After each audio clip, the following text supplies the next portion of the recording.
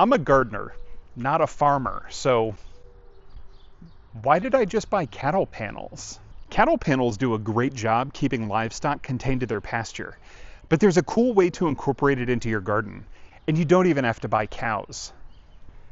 Here's how I built my new favorite addition to the garden. Vertical gardening helps save space, but it doesn't all have to be about function. It can also be beautiful. When I was planning out my garden for this year, I decided I wanted to add some more aesthetics while still giving myself extra vertical space to grow more plants. So I decided to give cattle panels a shot, knowing that I could use them to create an arched trellis that my vining plants could grow up and over. The biggest challenge I came across was how to get the cattle panels to my garden. My address is just outside the delivery range. And I don't have a truck, and I didn't feel like spending the extra money to rent one just to use it for an hour or so. So I got creative, or bold, or in the words of the guys at the tractor supply company, crazy. I only needed two 16-foot by 50-inch cattle panels for this project, and they weigh about 35 pounds each. My car's roof is handled more than that. So I formed the cattle panels into a teardrop shape, and I zip-tied the ends together and hit the road. The guys at the store were literally taking pictures. When building a cattle panel arch, really you only need a few materials beyond the cattle panels themselves.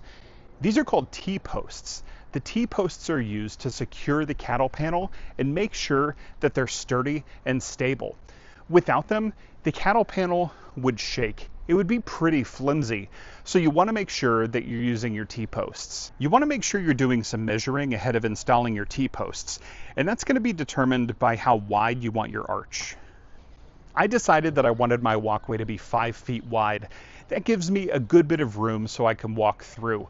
It also makes my arch 81 inches tall, which is great because as these vines grow, I can still comfortably walk underneath the arch and pick my veg. To install the T-posts, you need something to drive them into the ground. You could use a special tool called a T-post driver, which is used to drive T-posts into the ground. I'm not a big fan of single-purpose tools, and they're not particularly inexpensive, so I opted to just use a hammer. You could also use a sledgehammer if you've got one handy.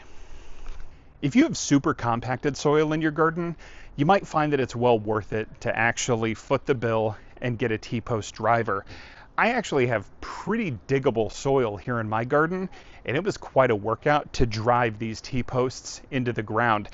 In fact, if I'm going to make it a habit of building these cattle panel arches, I might end up investing in a T-post driver. I installed the ends first, making sure they were leveled and evenly spaced. I strung some twine to ensure I was keeping as level as possible as I installed the middle T-posts. And it worked like a charm. These posts were perfectly aligned, which meant my arch would be nice and uniform. Now, as you're deciding on the width of the walkway underneath your arch, I would recommend not going any narrower than 5 feet. Reason being, the narrower you go, the more likely your cattle panels can actually start to bow in. And you want to make sure that you have a good bit of clearance in case you need to bring a wheelbarrow through, or you want to comfortably harvest your veg. Or you might even want to put some shade-loving plants in containers along the walkway once the vines are providing good coverage. Once your T-posts are all set up, it's time to install your cattle panels. Now remember, these are 16 feet by 50 inches and they weigh about 35 pounds. They can be a little bit awkward to move by yourself. It's doable, but if you have a friend to help you, you might find it's worth it. I set up the first panel to where about 2 inches is beyond the outer T-post.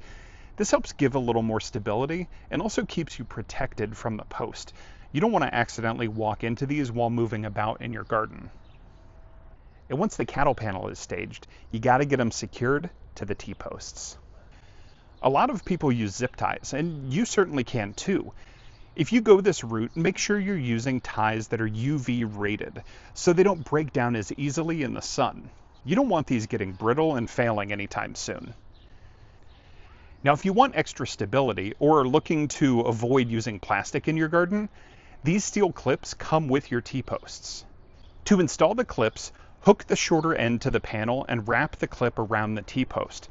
The way the clip is bent in the middle will actually rest nicely on the post. Hold the clip in place, grab some pliers, and pull the free end of the clip toward you so it crosses over the panel wire. Pull the clip downward so you can then bend it under and around the panel wire, securing it in place. They're a little bit trickier to install than zip ties, but once you get the hang of it, it's not so bad. Keep installing clips up each post until the cattle panel is fully secured.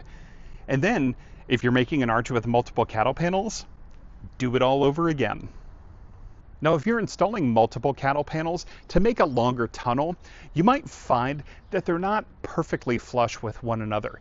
Even though you leveled things off, you measured twice, you cut once. But that's okay. It happens, and there's actually a pretty easy fix for that. This is where I actually prefer to use zip ties. I just went up the panels and secured them to each other at each cross wire. Tightening them down made the connection where the two panels meet nice and neat. And then I just snipped off the extra stuff hanging off of the zip ties. And there it is, a thing of beauty. And it only took me about an hour to install all by myself. And once you're done, you can get planting. You can grow all types of vining plants up this trellis, from summer and winter squash, grapes, cucumbers, beans. For me, I'm growing tomatoes. I built a couple of new raised beds to flank either side of my cattle panel arch. I lined the entire area with cardboard, so I laid down about an inch of aged wood chip mulch at the bottom of the bed. I laid out my tomatoes, 6 per bed, for 12 total to climb up the trellis. Of course, these are all indeterminate varieties, so they're going to love climbing up this arch all throughout the growing season. And once I got the tomatoes placed, I started filling the bed. The standard combination I like to use for raised bed growing medium is 1/3 potting mix, 1/3 garden soil, and the final third comes straight from my compost pile. I use a garden fork and a rake to make sure I get everything all mixed up nicely, and then I get my tomatoes set. The reason I have the tomatoes in the bed before filling it with soil is that I'm going to plant them deeper than they're sitting in their current pots.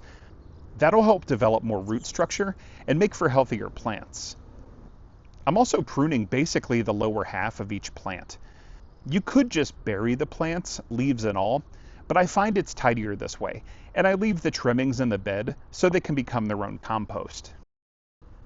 Once the tomatoes are trimmed up, it's time to get them tied to the trellis. I just use some garden twine and make a figure-8 loop around the stem and the cattle panel. This method of tying secures the plants without strangling them. And I go down the entire line, securing each plant to the trellis with at least 2 pieces of twine. Now, for some of the larger plants, I might already need to tie them up in 3 different spots. And once they're secure, I fertilize and plant them deeply. As they grow, I'll continue to tie them in order to train the stems to follow the arch up and over. They're looking great. I couldn't be happier, and I'm super excited to watch them grow. I also have a feeling I'm going to be adding some more cattle panel arches to the garden sometime soon. I hope this was helpful information. It inspired you to give cattle panels a shot in your garden. Let us know how it works out for you in the comments. Happy growing!